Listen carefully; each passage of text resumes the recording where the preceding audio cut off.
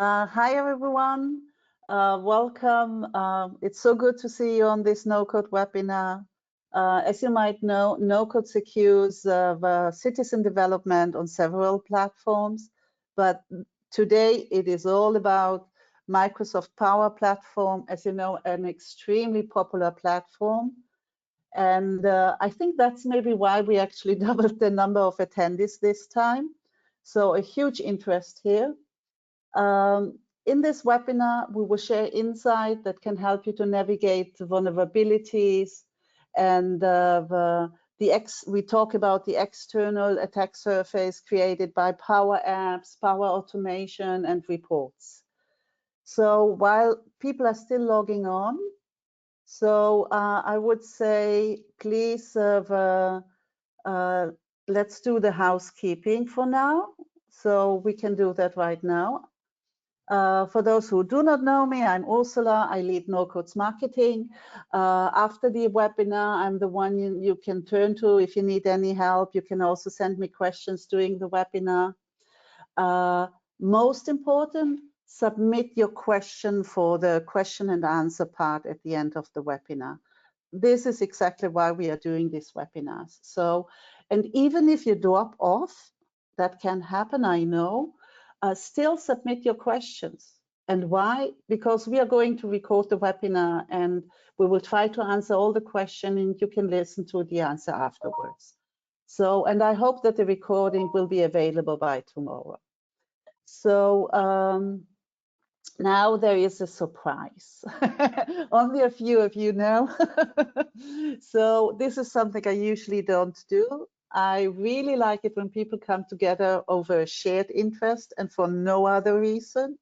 But I realize that today is International Picnic Day. So I thank you that you are in front of your computer, but I think it would be so lovely to be out there in the open sky once in a while. So where we usually create better memories. So I really want to have one person getting this backpack, I don't know, make a romantic picnic, take out your kids, take a book, sit under a tree. It's lovely. So now it is my greatest pleasure to introduce Amichai. Many of you already know him. He's our co-founder and CTO and leads also our research team. He's an experienced cybersecurity researcher. He's an inventor and entrepreneur over something like 30 years or more. So, and you might know him from his time at Imperva, where he was a co-founder and CTO for over 15 years. He made his mark on cybersecurity. Now, I would say, Amichai, for everyone, I will turn off my camera so it's easier for me to see if you need help. And Amichai, please take it from there. Thank you. Thank you, Ursula, and welcome everyone to our session today. I will start by giving a brief introduction to Power Platform development in general, and then we'll talk about 3 security concerns for organizations that develop on top of Power Platform. We'll talk about programming mistakes, development mistakes. We'll talk about usage mistakes, and yes, we will talk about potential attacks. We'll end up with a recap and summary and talk very shortly about how no-code solutions can help you with these concerns. So without further ado, let's talk a little bit about the Power Platform. So Power Platform was gradually introduced by Microsoft as part of the Office 365 ecosystem. It is based primarily on the dynamic CRM infrastructure and evolved over the years. What is important to know about the Microsoft Power Platform ecosystem is that it heavily promotes the concept of citizen development. So these are standard employees in the organization across the different departments, across the different business units, non-software engineers that are taking part, active part in the digital transformation process, creating their own software, automating their work processes, creating new and exciting processes and opportunities for the organization. And they do it on top of this platform, which has various components. We have Power Apps that is used for creating web or mobile applications. We have Power Pages that allows you to create external websites. Power Automate, which is responsible for creating business automation, robotic process automations, and Power BI that lets you create interactive reports. By the way, part of the Microsoft Data Fabric offering now. In order to accommodate citizen developers, the Power Platform is based on developing through UI interfaces rather than coding. So by dragging and dropping pieces of UI and logic, you can create an application or an automation without any coding experience. In fact, recently Microsoft introduced a number of copilots into this environment that can even take natural language instructions and translate them into an initial application or an initial automation that helps bootstrap the development process and make it much faster and much easier for people new to the platform. Now, the platform really gives power to the people. That is not easy to take away. The objects in this environment are created in what they call environments, and there always exists a default environment that allows any Office 365 user to create and share applications and flows. And there are very little default controls around the creation and sharing of applications. Actually, most of them are tied to licensing and the use of premium data connectors. So it really allows the masses to participate in the digital transformation in the software creation process. And when you ask security people about their security posture in the Power Platform environment, you usually have the following answer, which is, we think there is a low adoption rate and usage in our organization. And these are only local and non-critical apps and processes that are being created by our citizen developers. And hence, the risk is very limited because these are only internal applications. And when they ask the platform people, what is the security situation? They usually get the answer, oh, don't worry, we've got this covered with our DLP policies and with the Microsoft COE. The reality, however, is when we go into deployments, we see 10 to 100 times more adoption than initially perceived by the security team. This is due to lack of visibility. We will show you today that locally created apps are shared to the entire organization. We will show you that non-critical apps may access critical data and end up with a critical data breach. And we will see that internal processes are processing external input and are thus exposed to external attackers. And I will ask the question, how do you know that your security is covered if you do not have a tool and a system in place to monitor it? So without further ado, let's look at the first concern, which is programming mistakes or developing mistakes. And for the first example, let's take a look at an application created by the HR department, either by someone actually in the HR department or a subcontractor that was contracted by them for this specific, very small, very little issue of creating an application that allows employees to choose their t-shirt size for the upcoming employee and corporate event.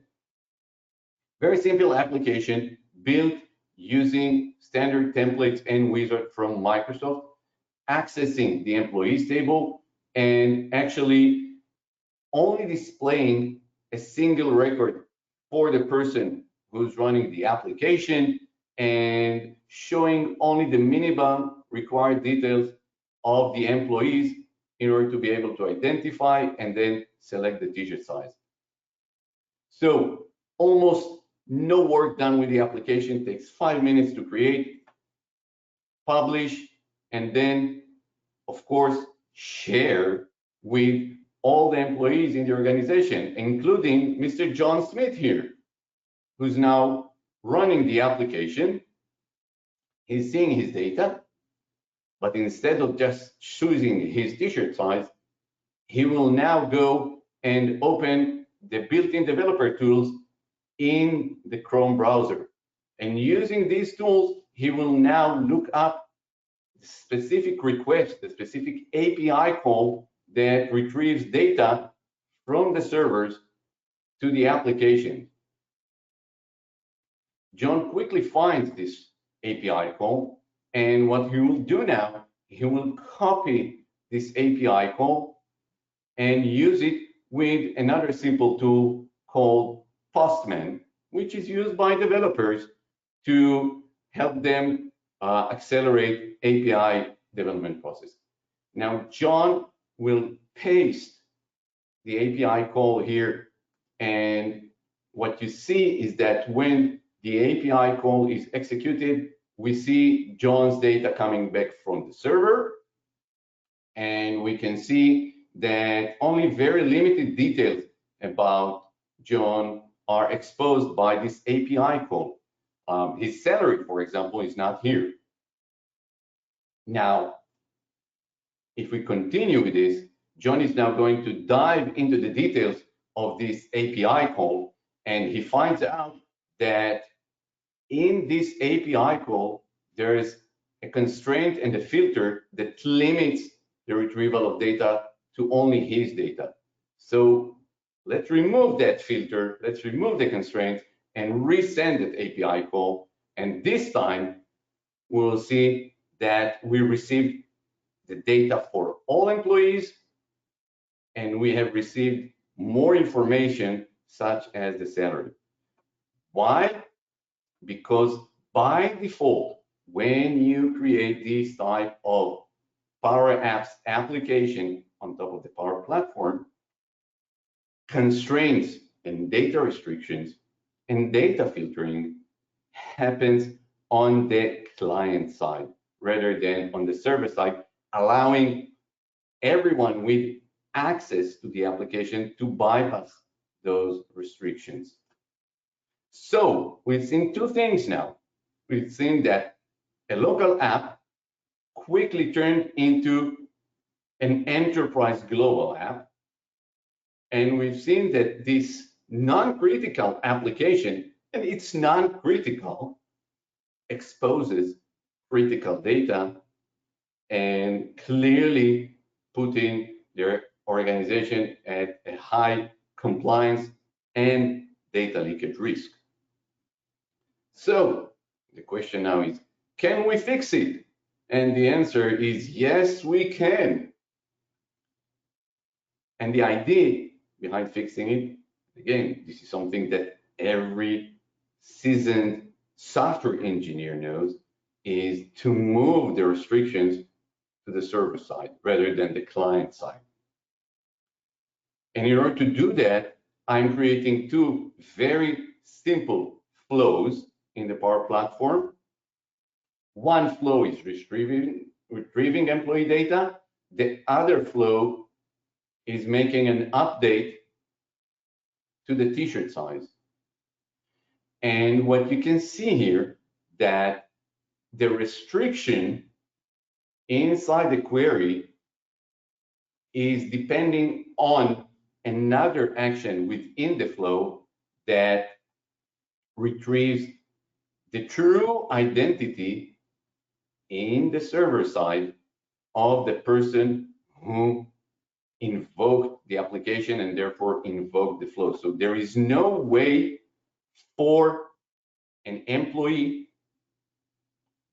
to go and pick at the data of another employee just by removing a filter, because this is not controlled from the client side. So now when we have this flow in place, we go and change the application. So instead of going and extracting the data directly from the employees table, we are extracting and making the changes through the Power Automate flows. It's not very simple, but it's not rocket science. Now, once we've seen that data leakage is something of concern in this environment, I think it's time for us to look at one of our all-time favorites in application security, and that's injection attacks. And what we have here, we have a Microsoft Forms that is used for collecting complaints from users. Now, at some point, we've decided to automate the handling of the data from the form. So whenever someone is submitting the form, a mail is sent automatically to the public relations department with the content of the complaint. So they can now start handling it. At the same time, an email goes back to the person who filed the complaint saying that, hey, we've got you covered, we're handling your complaint, and here's your complaint history. Don't worry, we've got you covered. So as you can see, I have a long complaint history. I'm actually fed up with complaining with these guys. So what I'm going to do now is I'm going to file another complaint, but this time I'm going to put HTML code inside my complaint text and then submit my new complaint. What you'll see now in the email message that was received by someone in the PR department is that the HTML code was rendered, executed as part of the email display. Now, I've used just a simple malicious link here, but I could create an entire phishing page, or I could even download an exploit to that person's browser. Notice that this is an internal email. You don't see here any external email warning, and probably this email did not went through the same security and scrutiny mechanism as an external email, which makes it even more dangerous for the organization and gives the attacker more opportunity to introduce malicious content into the emails. But that's not enough for me. I am now going to replace my name in the next complaint with a really all-time favorite, SQL injection vector. Same vector that you've probably seen for the past 20 years. And yes, I'm going to use it in a low-code, no-code environment. So once I submit the complaint and I go and take a look at the email I received back, instead of my complaint history, you'll see here a list of usernames and their salaries, which I've extracted from the database. How did this happen? So here is the flow that was responsible for this mishap. Very simple one, textbook flow. Starts with reacting to form submission, then looking for the complaint history in the database, and then sending the two emails. If we zoom into the different activities here, we will see that in the database search activity, the developer introduced data from the form directly into an SQL query, which we know creates an SQL injection opportunity for attackers. And if we dive into the send complaint internally activity, we see that Another field from that form is introduced, again, directly without any sanitation, into the email message sent internally.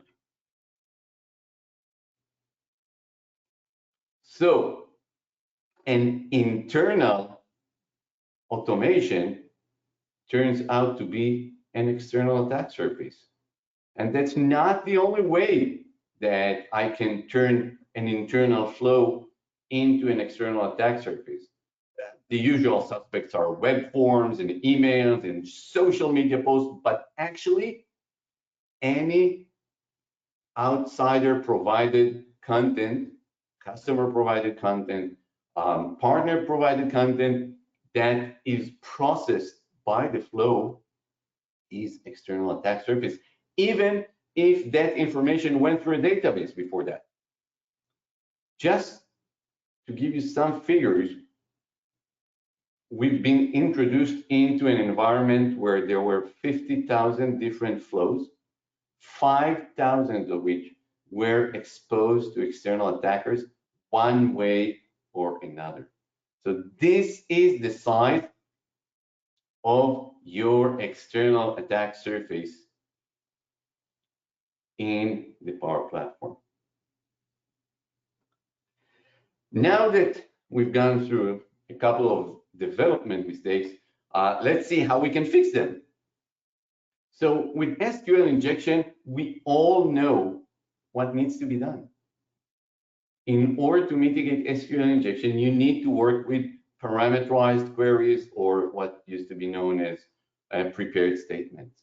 So we declare a parameter here in the query instead of the user input. We then define the parameter, and then we introduce the value. With HTML injection, we do the same thing that we've been used to do with HTML injection in other types of development platform. We introduce sanitation and escaping to user input. So a simple built-in function that takes the HTML code and makes sure that it's rendered as a visual set of characters rather than interpreted as HTML code. Very simple, very straightforward. Now, these are really mistakes in the way people create their applications. There are different types of mistakes that citizen developers can make when working with the platform. And we'll touch upon a couple of usage mistakes that are very common. Probably the first one I'd like to start with is with Power BI. And look how simple it is to take an internal report and turn it into a report that can be accessible by anyone from the internet just by mistake. Pushing the wrong button on that menu now makes this report available on the internet. If you close this window at this point, it's too late. The report is already accessible anonymously through the web.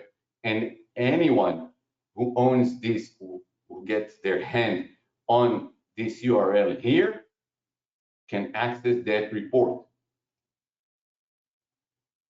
Just like that.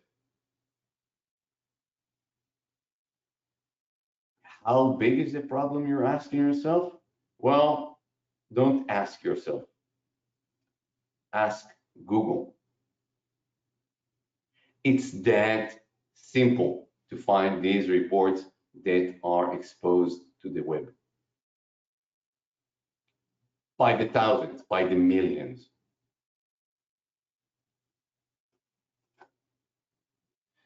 Again, speaking about figures, imagine a deployment where you have 100,000, 120,000 Power BI reports This is not made up. This is a large organization, but not the largest. Why so many? Because people just create them and forget, and create them and forget. If you imagine that you have a 1% chance of making mistakes, a 0.1% of making mistake in this type of environment, then you are about to have more than 100 public reports with your sensitive data accessible through the internet, which creates, of course, a huge external attack surface. Yet again, you've seen how easy it is to make that mistake. And it's a long-lasting one, because this report is going to be available there until the link is explicitly removed. By the way, through a very different functionality in the Power BI user interface. This is not the only way to lose data in Power BI or Power Platform. We've seen a few examples where developers were creating links to resources in their OneDrive and mistakenly created them to be anonymously accessible through the internet, even with edit privileges. Same thing with internal SharePoint sites, files, and folders. Again, think about the chances of making a mistake and then apply it to the size of your environment, and you will realize how big is your attack surface.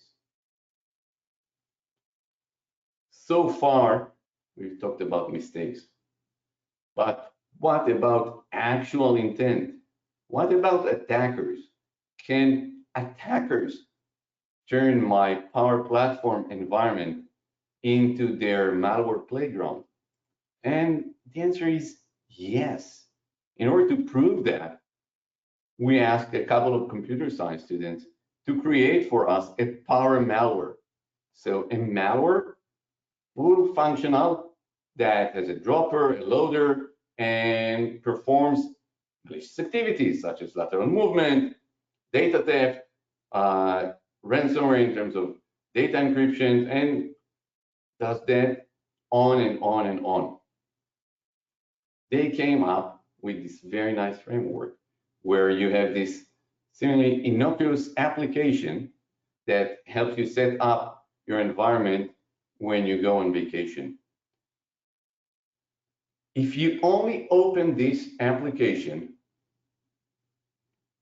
what will happen is that you are immediately launching a Power Automate flow that is attached to this application.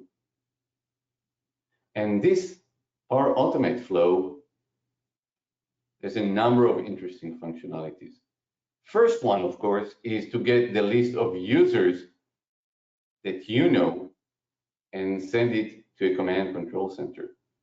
By the way, as a fun exercise, the students created the entire command and control center, the CNC, using Power Apps and Power Automate as well. Now, the second step is to receive from the CNC a limited list of additional users within the organizations to be infected and send phishing emails with a link to the same application to these users. Notice these are now internal emails within the organization. So it is much harder for the security mechanisms to identify security issues and to scrutinize them. On top of that, we have data leakage functionality. In this case, we've chosen to leak out all your OneDrive files. And by the way that students chose to do that is by creating an anonymous shared link to that file and sending the link to the CNC rather than the file. Why? Because this is far less information to send out, and because it allows us to bypass any DLP mechanisms that scrutinize the content of outbound emails from the organization. Notice that since we've created the links with edit privileges, then once we obtain the information, we can now encrypt it on the CNC side and complete the ransomware cycle. Eventually, of course, we need to establish some sort of persistence. So there's an infinite loop here in which we just wait for interesting email to get in and then send them out to the CNC in order to exfiltrate more sensitive data. All this with a very, very low footprint in the environment. So we've introduced a single application, which again is shared with all users, but then we've introduced a specialized Power Automate flow that is only visible with the initial user who was used for introducing this into the organization. So very, very low footprint. So let's recap on what we had so far. We've seen that Power Platform development is certainly not immune to security issues. Mistakes are made by citizen developers, and do not confuse that with platform issues. These are issues that attribute to user choices and mistakes. These are not platform vulnerabilities. We've seen that local applications may have an enterprise-wide effect. We've seen that what we perceive as non-critical applications do access critical data, and they may expose the data to unauthorized users. We perceived our Power Platform to be an internal thing, but it is actually a very fast-growing external attack surface. And we have seen that attackers have their tools in place to take advantage of that. Because the same SQL injection vectors, the same HTML injection vectors, the same command injection vectors that are being used with standard web applications can be used in the same manner with this new type of application. So what do we do? Well, here's a remediation recipe for you. You need to track the creation of new applications and new flows and changes to flows and applications, and then review all these flows and applications for development mistakes. Review those flows and applications for usage mistakes. Fix them, very easy. And then don't forget, of course, to validate the fix. Very straightforward. It's not very different than what we would expect with standard software development. However, there are some unique challenges here. First one is the skill challenge. So most citizen developers are not skilled software engineers, and they're certainly not security experts. They're not even security minded. So think about processes like peer code review. That's not even an option in this space, in this domain. Add to that the challenge of scale. There are so many of these developers that they cannot be educated to write secure code. They are distributed in all these different departments and business units with different mindset and different cultures. They write too many applications, too many reports, that this cannot be reviewed manually by the security team.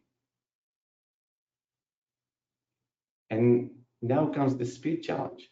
They do it so fast. The time it takes to create an application or a flow, the application I just showed you with the select my t-shirt example, it takes 5 minutes to create and deploy. So any manual process attempting to control this is bound to fail. So we need tools, but evidently the current AppSec stack of tools is not adapted to this environment, technology, and target audience, because code scanning tools need code. They need a well-defined public programming language, not a proprietary sort of representation for the business logic and UI of a flow and an application. They are aimed at experienced software engineers, not at these citizen developers who just want to get their job done. On top of Amichai? that, yes, Yeah. Ursula. Yeah, I'm just raising the hand. We are very short to the end of it, and we have some questions. So we do it with fast now. we talked about the perception versus reality problem, which brings us to how we can help you in no-code solution. And we actually help by introducing automation into the application security process in the Power Platform environment. So you set up the policy once, and then we automatically review all applications, all configurations, all flows in the environment, raise up security issues, which you can see here and in detail here. But more importantly, we automatically deliver these issues almost in real time to the actual citizen developers with step-by-step instructions on how to fix them, and a one-click fix button that allows them to automatically introduce the required changes into their flow, into their application. So we collect and help you get your hands together around all your local no-code assets.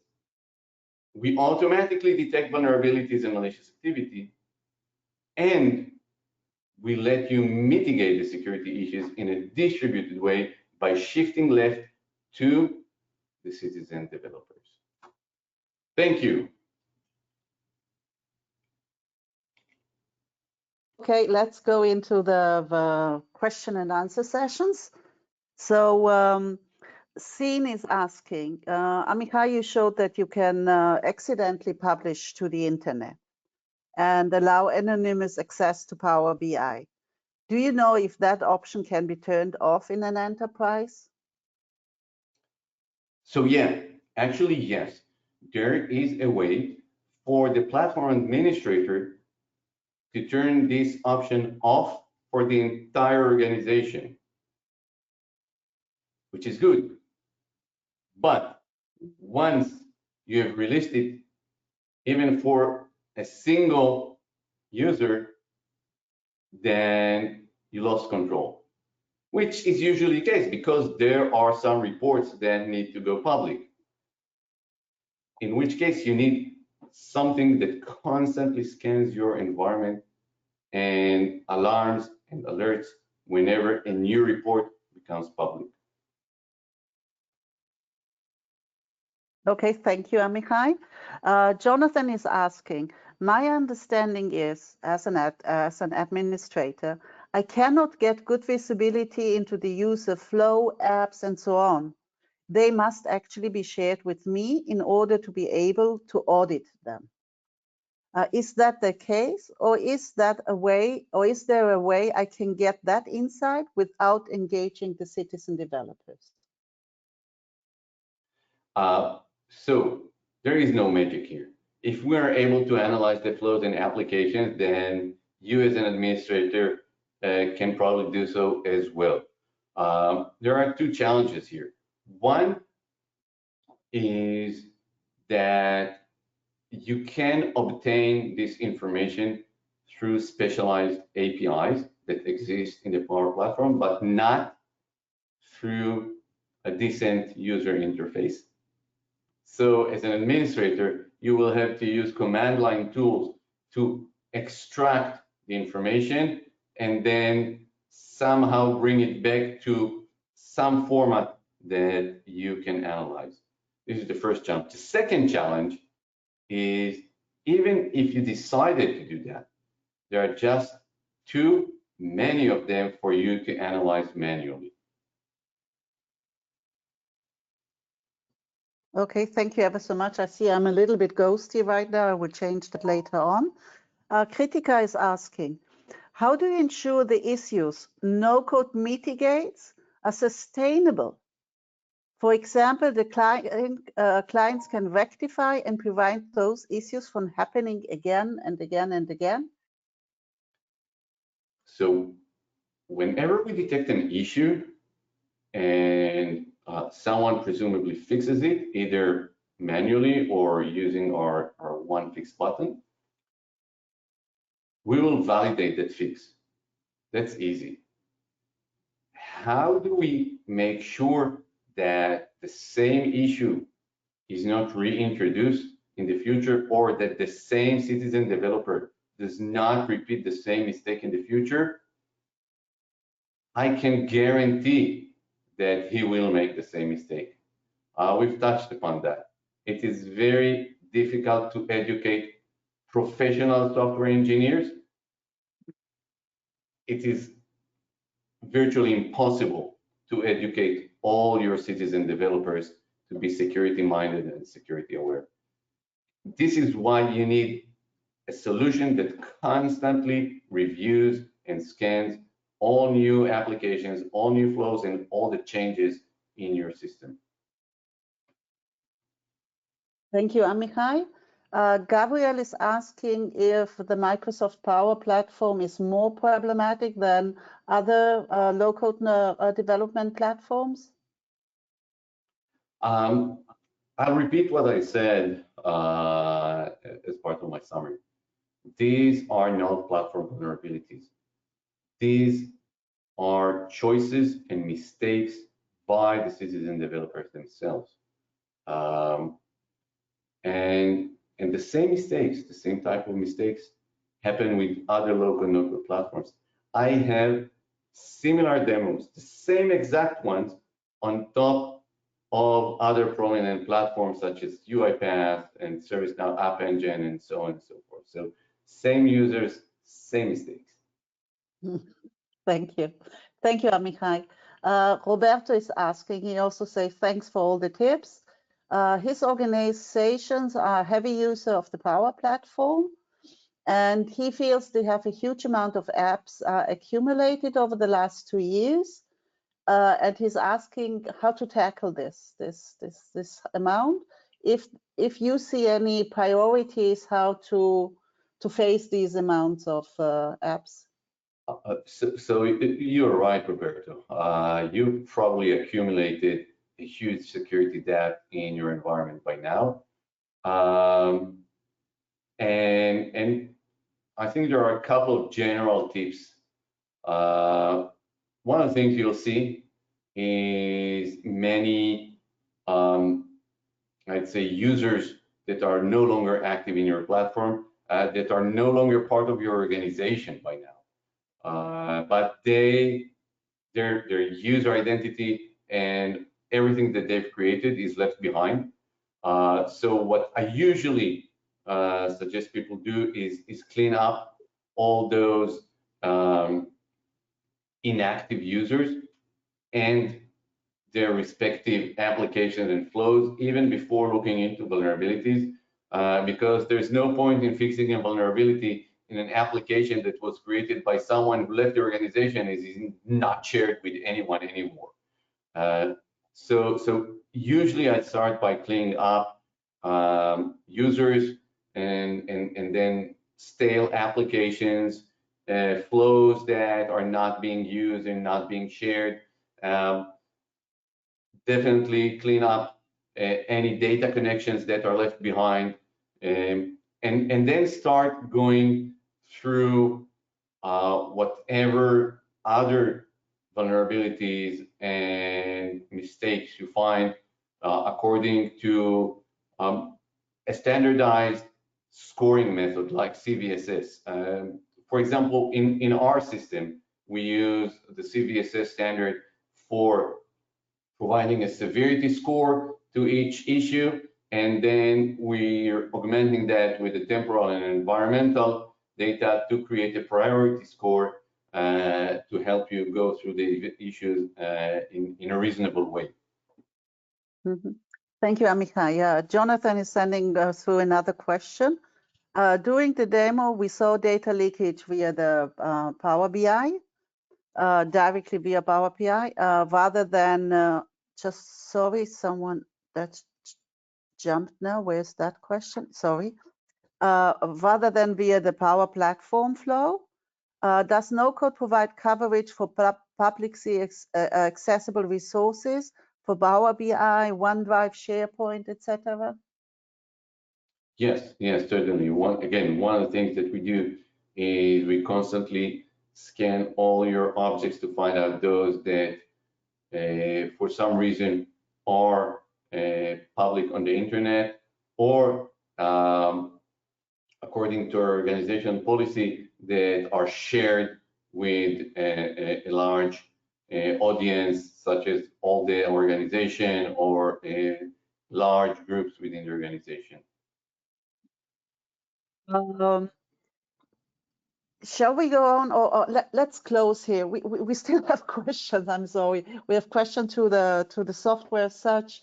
Let's do that maybe in demos. We have tons of more questions about how can you educate the citizen developers. I take that on me. I will do a blog post, promise. So I think let's close down right now. Thank you so much, everyone. I think it was a great webinar. Great to see your questions and how engaged you are. And if we manage to help you a little bit better to secure citizen development, we are happy. We are here for you. Reach out to us, and thank you ever so much.